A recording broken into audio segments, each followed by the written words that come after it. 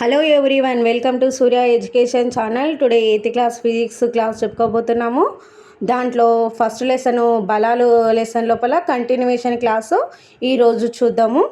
Previous క్లాస్లో స్పర్శ బలాల గురించి మనం చూసుకున్నాము. ఈరోజు క్షేత్ర బలాల గురించి చెప్పుకోబోతున్నాము. ఎవరైనా ఫస్ట్ టైం మన ఛానల్ చూస్తున్నట్లయితే ప్లీజ్ లైక్, షేర్, సబ్స్క్రైబ్ చేసుకోండి. ప్రీవియస్ క్లాసు మన ఛానల్లో వెళ్ళి చూడగలరు. ఈరోజు మనము క్షేత్ర బలాల గురించి చూద్దాము. ఆ క్షేత్ర బలాల లోపల ఫస్ట్ వన్ అయస్కాంత బలము, రెండవది స్థావర విద్యుత్ బలము, 3 గురుత్వాకర్షణ బలము. దాంట్లో ఫస్ట్ వన్ ఈరోజు అయస్కాంత బలం గురించి చూద్దాం. అయస్కాంత బలం అంటే ఇతర వస్తువులని ఆకర్షించిన లేదా వికర్షించడానికి పనిచేసే బలాన్ని మనం ఏమంటాము? అయస్కాంత బలంగా చెప్పుకోవచ్చు. అంటే ఏంది? ఒక 2 వస్తువులను మనం దగ్గర పెట్టినప్పుడు అవి ఆకర్షించవచ్చు, లేదంటే వికర్షించవచ్చు. అలా దానికి యూజ్ అయ్యే బలాన్ని మనం ఏమంటాము? ఆకర్షణ బలంగా చెప్పుకుంటాము. అదేవిధంగా చూడండి, ఒక దండ అయస్కాంతము మరొక దండ అయస్కాంతంతో స్పర్శలో లేకుండానే ఆకర్షించవచ్చు లేదా వికర్షించవచ్చు. కనుక అయస్కాంత బలం అనేది ఒక క్షేత్ర బలంగా చెప్పవచ్చు. అంటే ఏంది? ఒక దండ అయస్కాంతము మరొక దండ అయస్కాంతము మన స్పర్శలో అంటే 2 పట్టుకోకుండా కూడా దూరంగా ఇట్లా పక్కకి ఇట్లా పెట్టినా దాని దగ్గరికి ఏమవుతాయి? అవి ఆకర్షించుకోవచ్చు, వికర్షించుకోవచ్చు. అక్కడ మనము అయస్కాంతాలను అనేది దానిపైన ఎలాంటి బలము ప్రయోగించకపోయినా కూడా అవి ఆకర్షించుకోవచ్చు లేదా వికర్షించుకోవచ్చు.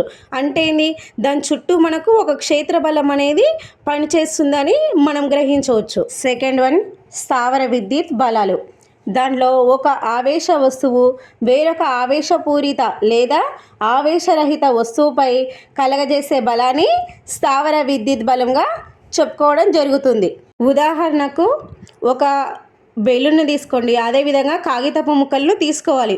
ఒక ఆవేశపూరిత బెలూన్ను తీసుకొని ఈ కాగితపు ముక్కల దగ్గరకు పెట్టినప్పుడు పేపర్స్ అనేటివి ఆటోమేటిక్గా బెలూన్ అతుక్కోవడం జరుగుతుంది. అంటే ఏంది? ఇక్కడ ఆవేశపూరిత బెలూన్ అనేది కాగితపు ముక్కలను ఆకర్షించడం జరుగుతుంది. ఇది దేనికి ఉదాహరణగా చెప్పుకోవచ్చు అంటే స్థావర విద్యుత్ బలంగా చెప్పుకోవచ్చు.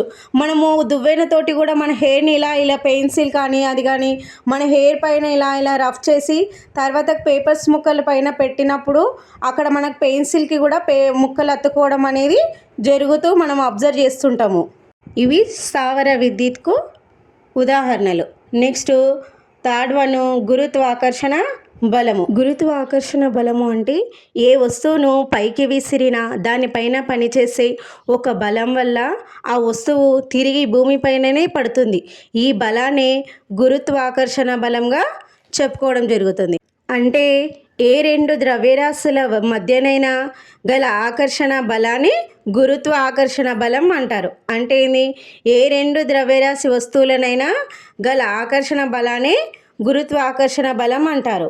ఉదాహరణకు పైకి విసిరిన రాయి నేలపైకి రావడం అనేది గురుత్వాకర్షణ బలం వల్లనే పనిచేయడం జరుగుతూ ఉంటుంది. ఇంతటితో క్షేత్ర బలాలు కూడా కంప్లీట్ చేసుకోవడం జరిగింది. అంటే మనం ఏం తీసుకున్నాము ప్రీవియస్ క్లాసులలో అంటే బలాల గురించి చెప్పుకోవడం. 8th క్లాస్ ఫస్ట్ లెసన్ అయినా బలాల గురించి చెప్పుకున్నాము. ఆ బలం లెసన్ లోపల లాగుట అంటే ఏంది, నెట్టుట అంటే ఏంది, వాటికి ఎగ్జాంపుల్స్ కూడా మనం చూసుకోవడం జరిగింది. రెండింటికి సంబంధించిన ఎగ్జాంపుల్స్ ఏందో చూసుకున్నాము. అదేవిధంగా బలాలు 2 రకాలని చెప్పుకున్నాము. ఆ బలాల లోపల ఫస్ట్ వన్ స్పర్శ బలాలు, సెకండ్ వన్ క్షేత్ర బలాలు. స్పర్శ బలాలు తిరిగి 4 రకాలు. 1 కండర బలము, 2 తన్యతా బలము, 3 అవిలంబ బలము, 4 ఘర్షణ బలము. అదేవిధంగా క్షేత్ర బలాల వరకు వస్తే క్షేత్ర బలాల లోపల ఫస్ట్ వన్ అయస్కాంత బలము, 2 స్థావర విద్యుత్ బలము, 3 గురుత్వాకర్షణ బలము. పాఠంకి సంబంధించిన బిట్స్ మనకు మన వీడియోలో షార్ట్ వీడియోస్లో ఉన్నాయి. మీరు షార్ట్స్ వీడియోలో చూడగలరు. మీ కనుక మా క్లాస్ నచ్చినట్లయితే ప్లీజ్ మన ఛానల్ని లైక్, షేర్, సబ్స్క్రైబ్ చేసుకోండి. Thank you all of you.